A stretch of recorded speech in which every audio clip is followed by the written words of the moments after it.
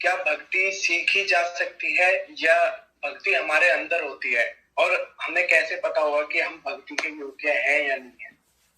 बहुत ही अति उत्तम सवाल है कि क्या भक्ति सीखी जाती है, ये हमारे अंदर है या हम इसके लिए क्वालिफाइड हैं कि नहीं है, हमें कैसे पता चलेगा। तो भक्ति जो है वो जीव का स्वभाव है।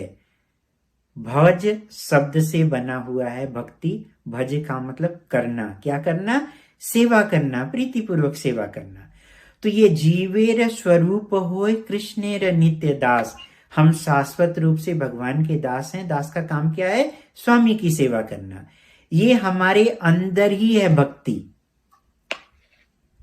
और फिर हम भूल चुके हुए हैं, इस भौतिक जगत में आते हैं तो तीन गुणों के, प्रकृति के तीन गुणों के प्रभाव के कारण हम अपनी आइडेंटिटी भूल जाते हैं। जैसे कि पानी जो है स्वच्छ होता है, जल निर्मल होता है, ट्रांसपेरेंट होता है, कलरलेस होता है, लेकिन जैसे उसमें कोई रंग डाल दिया जाए या मिट्टी धूल कण डाल दिया जाए तो वो उसी हिसाब से वो बदल जाता है।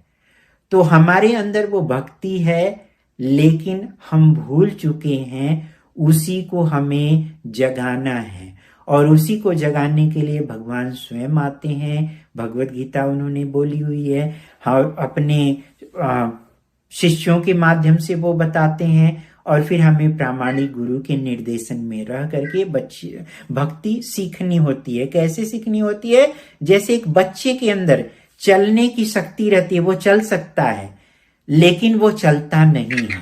उसको हाथ पकड़ करके, अंगुली पकड़ करके उसको चलाई जाती है। क्यों?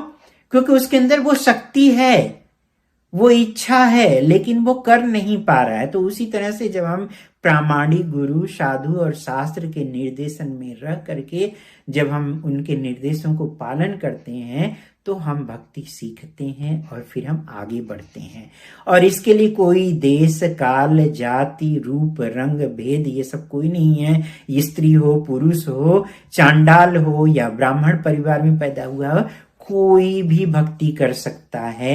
इसके लिए उसको कोई अलग से विशेष योग्यता की जरूरत नहीं है, क्योंकि वो योग्यता हमारे अंदर है, लेकिन हम करना नहीं चाहते। क्यों नहीं करना चाहते? क्योंकि हमारी जो संगति है वो भौतिकता के साथ है। वो संगति तो हम भौतिकता से जब हम जुड़े हुए हैं तो भक्ति हमारे अंदर वो पूरी तरह से सुसुप्तावस्था में आ जाती है। लेकिन जब हम भक्तों के कांटेक्ट में आते हैं तो वही भक्ति हमारे अंदर जो है वो ग्रो होने लगती है, और फिर हम उसको महसूस करते हैं।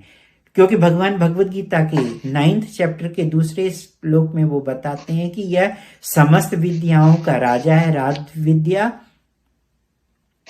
यह सभी विद्याओं का राजा है, परम पवित्र है, और जो इसको करता है वह जॉयफुली परफॉर्म करता है, वो खुद महसूस करता है, प्रत्यक्ष अनुभूति होती है। तो ये एक विज्ञान है, मतलब ये एक सेंटिमेंटल नहीं है, ये एक विज्ञान है। बट इसको करने के लिए हमें श्रद्धा के साथ करनी होती है। तो हमारे अंदर थोड़ी सी फेथ रहती है, श्रद्धा रहती है। तो उस श्रद्धा को जब हम किसी भक्त के कांटेक्ट में आते हैं, भक्ति जो है भक्त से ही मिलती है। तो वो भक्त क्या काम करता है? जहां पे एक स्पार्क, अगर कहीं एक छोटी सी धुआं निकल रही, चिंगारी है, तो उसको धीरे धीरे फैन किया जाता है, तो धीरे धीरे वो आग बन जाता है।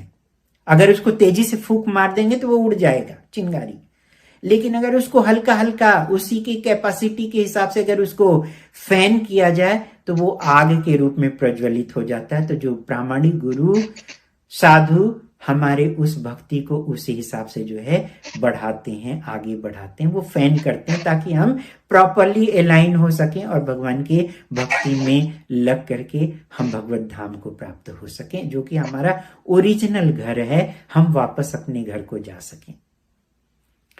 क्लियर हुआ प्रभु? जी प्रभु जी।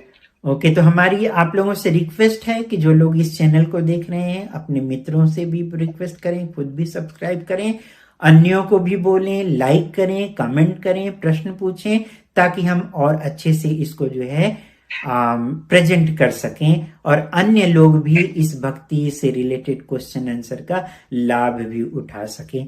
हरे कृष्णा।